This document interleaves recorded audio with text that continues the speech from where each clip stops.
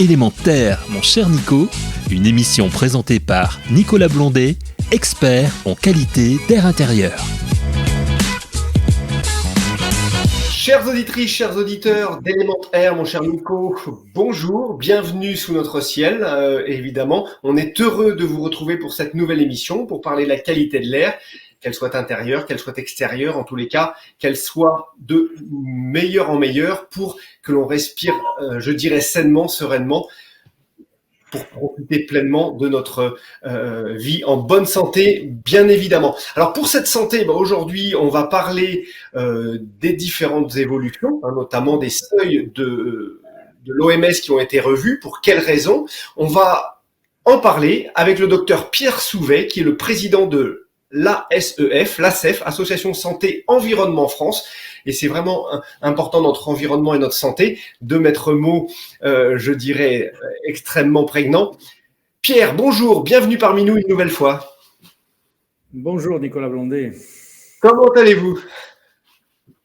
Eh bien, je suis à Marseille, devant le château d'If, là, qui est à quelques portées de Brasse, et sous un beau soleil. Voilà, c'est un peu inquiétant en février, mais bon, c'est magnifique. C'est magnifique, c'est magnifique. Eh bien Pierre, alors nous parlions il y a quelques instants pour je dirais le sujet de l'émission aujourd'hui, des différents seuils qui ont évolué au niveau de l'OMS, au niveau de la prise en compte des mesures et de valeurs de l'air extérieur. On va parler des particules, on va parler de l'ozone, notamment dioxyde d'azote. Dites-nous quelques mots sur ces seuils qui ont évolué, pourquoi? Et ensuite, on va détailler ensemble également quels sont les effets sur notre santé de ces polluants.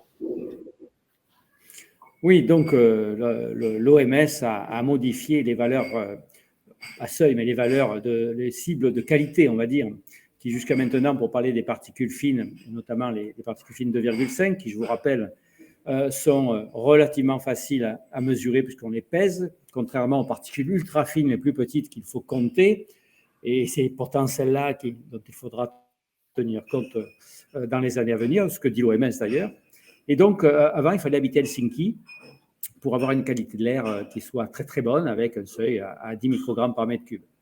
Pour rappel, la France et l'Europe ont un seuil réglementaire qui n'est pas un seuil sanitaire à 25 microgrammes par mètre cube, alors que les États-Unis, par exemple, depuis pas loin de 10 ans, sont à 12, que le Canada, l'Australie sont encore en dessous. Et donc se rapprocher, beaucoup plus des valeurs références de l'OMS qui étaient à 10. Et l'OMS l'a baissé à 5 au vu de 3 études. Et d'ailleurs, 2 études nord-américaines. Au Canada, dans des collectivités, aux États-Unis, sur plus d'1,3 million personnes, qui étaient donc exposées là-bas à des valeurs qu'ils considéraient, ces fameux en dessous de 12, qui étaient considérées comme déjà un air de bonne qualité. Et même en dessous donc, de ces valeurs, qui sont 2 fois moins importantes qu'en Europe, eh bien, la mortalité, en fait, qu'elle soit globale ou cardiovasculaire, augmente dès le début. Il n'y a pas de seuil en dessous duquel la mortalité n'augmente pas. Alors évidemment, elle est moins importante à 5 microgrammes par mètre cube qu'à 20 microgrammes par mètre cube. C'est une courbe qui va monter assez linéairement.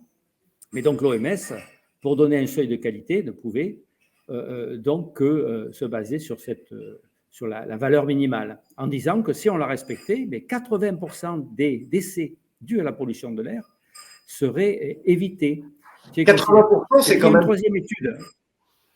Oui. Je dis 80%, c'est vraiment colossal. On est vraiment sur des niveaux de prise en compte qui vont permettre, évidemment, de nous amener du meilleur. Petite question avant que vous continuiez. Les particules, quel effet ont-elles? On parlait des 2,5. Quel effet ont-elles sur notre respiration, sur notre santé, pour éclairer un petit peu plus nos auditeurs? Donc les particules, dans la pollution atmosphérique, il y a les particules et les gaz. Pour les particules, la toxicité dépend de leur taille. Donc plus elles sont petites, plus elles vont pénétrer l'arbre respiratoire, provoquer de l'inflammation, puis pénétrer dans le système cardiovasculaire et par plusieurs réactions, notamment d'oxydation du mauvais cholestérol. Ce mauvais cholestérol oxydé va pénétrer dans des cellules, dans des globules blancs, va se transformer en macrophage et il va envoyer des lassos sur la paroi artérielle et vont aller pénétrer la paroi artérielle. C'est pour ça que les premières pathologies liées à la pollution de l'air, c'est les pathologies cardiovasculaires, et je dirais cardio-neurovasculaires, parce que les accidents vasculaires cérébraux sont évidemment à prendre en compte avec les cardiopathies ischémiques, l'infarctus ou les artères du cœur qui se bouchent. Et donc, c'est les pathologies les plus importantes. Après, vous avez les pathologies respiratoires, évidemment, puisqu'il y a une inflammation du système respiratoire, les cancers, parce que ces particules, petites ou plus petites, sont entourées et sur elles se greffent des produits toxiques. C'est comme un cheval de Troie. Et donc, ce cheval de Troie va faire rentrer dans l'organisme notamment des hydrocarbures aromatiques polycycliques, dont la plupart sont cancérigènes, des métaux lourds, même des pollens. Tout ce qui traîne va s'accrocher à la particule et la particule va la rentrer dans votre organisme. Donc, une série de pathologies cardio-neurovasculaires. Et évidemment, le fœtus est touché puisque le placenta, c'est un organe sanguin, je dirais. Donc, on sait par exemple qu'une maman exposée à la pollution de l'air aura des enfants de plus petits poids de naissance, qu'une mère exposée à la pollution de l'air, pour parler surtout à ce moment des gaz qui sont les dioxydes d'azote, aura plus de risques d'avoir un enfant asthmatique, tout comme un enfant en bas âge exposé à la pollution aura plus de chances de devenir asthmatique. On parle beaucoup de l'ozone. On peut parler de chance d'être asthmatique sur le sujet, mais c'est plutôt légèrement inquiétant de savoir que on voit que de plus en plus jeunes on va être atteint sur l'intégralité de notre vie. Quelles peuvent être, on reparle de ces particules, quelles peuvent être à ce moment-là, Pierre, comment se préserver de ces particules ou quels vont être les gestes qui vont nous aider à diminuer ces particules? Eh bien, c'est complexe, c'est vaste et c'est un gros travail. Il faut d'abord un travail collectif, évidemment, dans la ville pour cartographier, évidemment, la pollution. Elle est très hétérogène.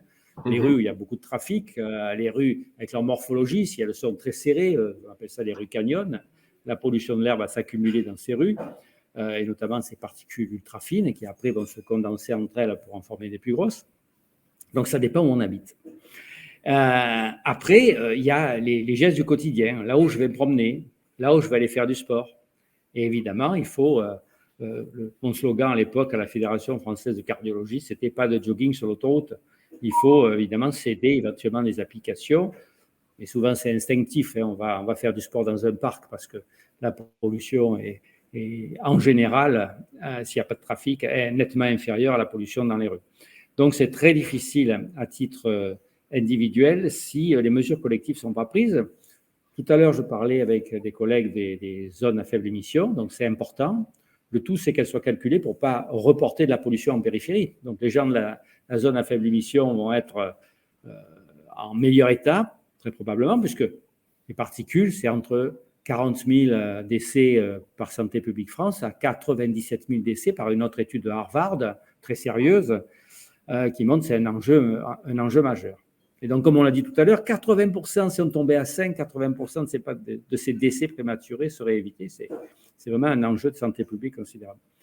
Et donc, voilà, savoir où on va aller se promener, mais il faut des mesures collectives. Réduction de la pollution de l'air dans la ville. Peut-être pour aller à l'école avec le bébé dans sa poussette, avoir des trajets protégés pour pouvoir marcher, parce que c'est bon de marcher, mais au bon endroit. On sait aussi que les bébés dans les poussettes sont plus bas vers le niveau de la route, notamment au niveau des pots d'échappement des véhicules et des émissions. Et là également, c'est un réel problème parce que… Ouais. Et oui, c'est exactement ça. C'est un réel problème. Donc, il y a des mairies, je sais, qui font des trajets un petit peu protégés, justement, pour aller vers l'école, voire une zone autour de l'école où les gens doivent se garer un peu plus loin pour que l'arrivée dans l'école soit le plus safe possible. Puis après, vous avez évidemment à l'intérieur, puisque ce qu'on ne sait pas, c'est que l'air intérieur, une grande partie des pathologies, là aussi essentiellement dues aux particules, sont dues à l'air extérieur. Donc, il y a plein d'éléments qui rentrent en compte dans la construction notamment des écoles, dans les prises d'air des écoles, par exemple. On va se concentrer sur ça, mais si les prises d'air sont dans la rue où il y a du trafic, si l'école est tournée vers la rue où il y a du trafic, c'est quand même assez stupide. Et donc, il faut arriver à réfléchir globalement à la fois sur l'exposition et sur les mesures qu'on va prendre dans sa maison, dans l'école pour limiter la pollution, parce que c'est comme dans votre voiture. C'est comme une boîte fermée. Si vous n'aérez pas cette boîte fermée, la pollution va s'accumuler à l'intérieur. Et puis elle va adorer y rester, surtout. Elle va adorer rester cette pollution dans la boîte fermée. Ce qui voudrait dire donc, on sait qu'on a des filtres à pollen sur nos véhicules, ce qui voudrait dire également qu'on ait le même réflexe ou plutôt la même technicité à adopter à nos bâtiments, puisque quelque part, vous nous dites, hein, l'air extérieur a un gros impact sur l'air intérieur, même si on sait que l'intérieur est beaucoup plus pollué que l'air extérieur. Mais ce qui veut dire que lui, au niveau particulaire ou au niveau de l'ozone ou du dioxyde d'azote, et à un moment donné, il va peut-être falloir que l'on filtre l'air qui va rentrer. Et oui, il faut. Moi déjà, quand les gens ont une voiture, je leur dis quand vous rentrez dans votre voiture le matin, parce qu'il y a les émanations des cols qu'il y a dans la voiture, par exemple du formaldéhyde qui est cancérigène, qui se passent. Donc, en plus, si vous trimballez un bébé, vous rentrez dans votre voiture, vous aérez votre voiture au moment où vous allez démarrer. Et puis après, si vous êtes dans un tunnel, ben vous mettez le truc intérieur, là, le cycle intérieur, puis dès que vous sortez du bouchon du tunnel, vous aérez. Et votre maison, bien sûr, vous l'aérez aux heures les meilleures. Hein. Si il y a bouchon devant chez vous, vous ciblerez les heures un peu moins compliquées. Donc, en fait, c'est à la fois des mesures collectives de réduction de la pollution et des mesures individuelles d'adaptation, je veux dire, de protection, qui ne sont pas parfaites, mais l'enjeu est important. J'aime bien parler de l'ozone aussi. L'ozone, ce n'est pas le pire, mais néanmoins, donc c'est des gaz entre la chaleur, les oxydes d'azote et le soleil forment un gaz qui s'appelle l'ozone, hein, qui a surtout une toxicité respiratoire. Il y a quand même quelques centaines de décès, en tout cas des difficultés respiratoires, des crises d'asthme qui peuvent être augmentées. Mais là aussi, c'est pareil. L'ozone se formant dans la journée avec ce chaleur, eh bien, le premier truc, si vous faites du sport, faites-le plutôt le matin avant que le nuage d'ozone apparaisse. C'est assez simple. Il faut faire du sport, il faut faire de l'activité physique, mais un jour, un président de la République a eu un malaise en faisant du sport en plein après-midi par 40 degrés. Et un journaliste m'avait interviewé et j'avais dit, ça avait fait le tour du pays, on ne fait pas n'importe quoi à n'importe quel âge. Et bien là, c'est pareil, on ne va pas se faire du sport n'importe comment, par n'importe quelle température et à n'importe quel endroit. On réfléchit un peu à ce qu'on fait, sans s'angoisser, bien sûr, puisque... Ce qui veut bien dire que quel qu'on soit président ou simple ou citoyen, hein, il n'y a pas de simple citoyen, il y a des citoyens, chacun doit prendre en considération nos éléments. On a la chance maintenant d'avoir de plus en plus d'informations. Hein, on a les sites Atmo France pour savoir un petit peu ce qui se passe. On a également différents sites comme RecoSanté où on va connaître nos niveaux de pollution par commune déjà, au niveau particulier, au niveau ozone, vous en parlez, au niveau des pollens également, hein, puisque on sait qu'on a quelques sources, notamment, par exemple, quand on est sur la période de l'ambroisie, c'est extrêmement allergène et irritant et réactif. On avance, ça veut peut-être dire, alors si cette prise en compte est tout un chacun de se dire, bah, je vais faire du sport maintenant, je vais aérer, je vais faire attention, je monte dans mon véhicule, j'ouvre. Également dans le véhicule, on met pas la ventilation ou la clim tout de suite parce que c'est vrai que il y a un dépôt qui se fait et qui relargue beaucoup de choses au moment où on remet en route.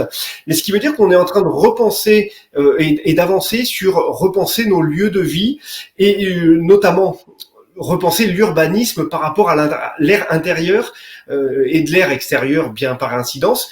Je sais que notamment, Pierre, ça c'est un sujet sur lequel vous vous appliquez et vous avez beaucoup de choses à nous dire là-dessus, notamment biodiversité, santé également, tout cela c'est associé. Dites-nous-en un petit peu plus. Donc là, j'ai fait 2 interventions, par exemple, aux urbanistes de Gironde et du Vaucluse, parce que les urbanistes, comme les architectes, comme les élus de votre collectivité, sont des acteurs de santé. Nous, on est des professionnels de santé, donc je suis cardiologue, tu as oublié de préciser, mais tout le monde peut être acteur de santé ou acteur de sa santé. Et donc, l'urbanisme permet, notamment en introduisant la nature en ville, et pas seulement, de diminuer, en fait, la mortalité globale. Une grosse étude aux États-Unis où, si vous habitiez à moins de 250 mètres d'espace vert, c'est des infirmières qu'on a suivies toute leur vie, vous aviez 12% de mortalité en moins par rapport à ceux qui en étaient le plus éloignés. Pourquoi ? Parce qu'évidemment, ça réduisait l'agression de la ville. Hein. La ville, c'est du stress, c'est de la pollution de l'air, c'est du bruit aussi qui a un impact. C'est des contacts sociaux difficiles, les îlots de chaleur. Et donc, la nature en ville diminue tous ces facteurs de stress et améliore la mortalité, améliore le bien-être. Mais le bien-être fait partie de la santé. On l'oublie trop souvent. La santé, c'est pas seulement pas d'infirmité ou de maladie, c'est un bien-être mental, physique et social. Les relations sociales sont un déterminant de santé et souvent, les espaces verts sont un élément, un endroit où ils sont favorisés. Mais ce n'est pas le tout de mettre un espace vert dans votre ville, c'est que l'architecte et le constructeur de l'immeuble aient réfléchi. C'est-à-dire, là aussi, comment il a orienté son immeuble. Est-ce que l'espace entre les immeubles est suffisant? Est-ce que le passage de l'air pour à la fois refroidir la rue, puisqu'on va avoir de plus en plus de problèmes à chaleur, mais aussi la ventiler, est pris en compte? Est-ce que les prises d'air de l'immeuble sont prises en compte? Est-ce que la ventilation de l'immeuble ou de la maison, alors qu'on sait, on en a beaucoup discuté, que 50% du neuf et de l'ancien ont une ventilation qui n'est pas conforme et pas suffisante, la ventilation de votre air intérieur étant un élément fondamental de la bonne qualité de l'air intérieur. Donc, il y a c'est vraiment une vision globale qu'il faut. C'est pas simplement dire, je fais l'immeuble là, donc je réfléchis globalement à ce que je mets, comment je construis l'immeuble, ce que je mets autour et à toutes les conséquences donc, que ça peut provoquer. Moi, je rajouterais, Pierre, si vous le permettez, sur cette qualité de l'air notamment, vous parlez de la VMC, du bon dimensionnement, des bonnes entrées d'air, de filtrer peut-être l'air aussi qui rentre dans notre bâtiment. Ne pas oublier, on entend beaucoup parler de capteurs, ce qui n'est pas idiot du tout, mais on entend parler de capteurs, d'épurateurs. Le premier des bienfaits, c'est qu'à partir du moment où notre VMC est bien dimensionné, que les volumes d'air brassés nous donnent un air sain, puisque on a le droit de respirer un air sain, on a le droit d'être en santé, c'est le droit fondamental. Il a été positionné dans une loi bien entendu. Ces VMC, en fait, elles sont le premier, ou l'aération, c'est le premier des bienfaits que l'on peut faire pour nos bâtiments. On parle de tout en général, dans nos lieux de travail également, faut pas les oublier, ou dans nos lieux de transport. Ça, c'est extrêmement important. Vous parliez d'îlots de chaleur, c'est vrai que là, on peut faire une petite projection sur l'avenir. Nos villes, on a déjà vu des exemples qui sont donnés également. Vous parliez de cette circulation d'air importante, primordiale même pour rafraîchir. On sait très bien qu'on va avoir 10-12 degrés d'écart entre une rue bétonnée ou une rue plutôt bitumée, et à avoir également une rue où on va se retrouver avec des plantations, des arbres qui vont amener cette fraîcheur, couper l'arrivée du soleil et éviter cette réverbération aussi de chaleur depuis le sol qui monte dans les bâtiments. Ça, c'est extrêmement important. Oui, notamment par exemple là à Bordeaux où j'étais, il y avait entre deux immeubles un espace extrêmement étroit et haut. Donc, là, il n'y avait pas d'arbres, on peut le comprendre, puisqu'il y a peu d'ombre qui rentre. Mais par contre, dans cette rue en pleine chaleur, la nuit, normalement, plus vous avez d'ouverture au ciel, plus la rue va se rafraîchir. Or là, comme les immeubles sont très serrés, ce n'est pas le cas. Donc là, il ne faut pas mettre des arbres à la limite, mais il faut mettre un sol végétal, justement, qui permettra à la base de la rue de ne pas trop se réchauffer et donc, la nuit, avoir des températures qui soient correctes. Je vous dis, c'est vraiment une vision globale. Et vous avez parlé des capteurs de CO2 tout à l'heure.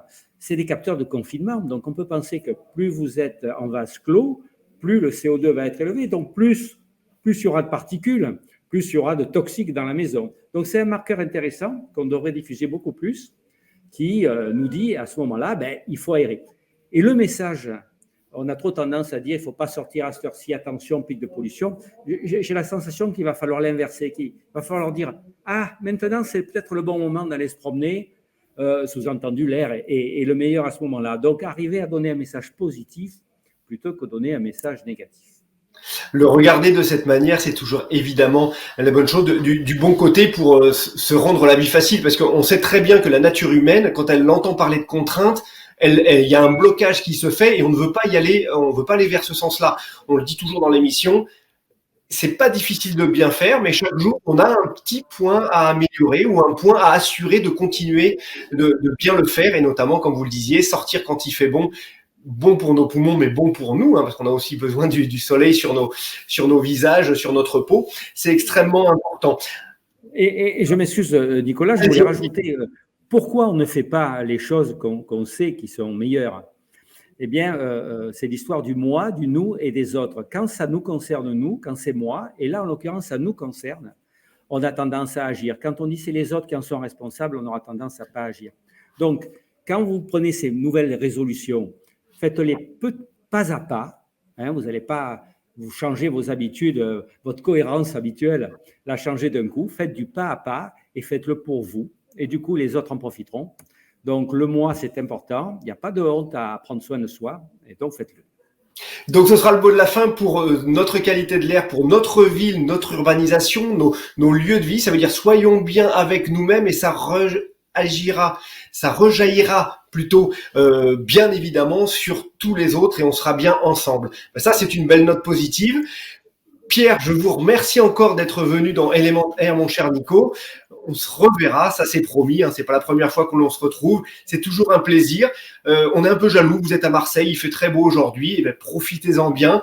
On va prendre ce soleil, on voit que vous êtes bien avec vous-même, ça rejaillit aujourd'hui sur nous. Merci encore Pierre, chères auditrices, chers auditeurs d'Element Air, à la prochaine fois. Si vous voulez aussi, pour petit rappel, asef.fr pour avoir toutes les informations importantes ou aussi sur les sites de l'OMS pour connaître un petit peu les directives mondiales puisque elles sont quand même dans le sens de bien mieux faire. Pierre, à très bientôt. Prenez soin de vous. Chères auditrices, chers auditeurs également, prenez soin de vous. Et c'est Element Air pour bien respirer. Au revoir. Element Air, mon cher Nico, une émission à réécouter et télécharger gratuitement sur radio-imo.fr, l'application mobile Radio Imo et sur tous les agrégateurs de podcasts.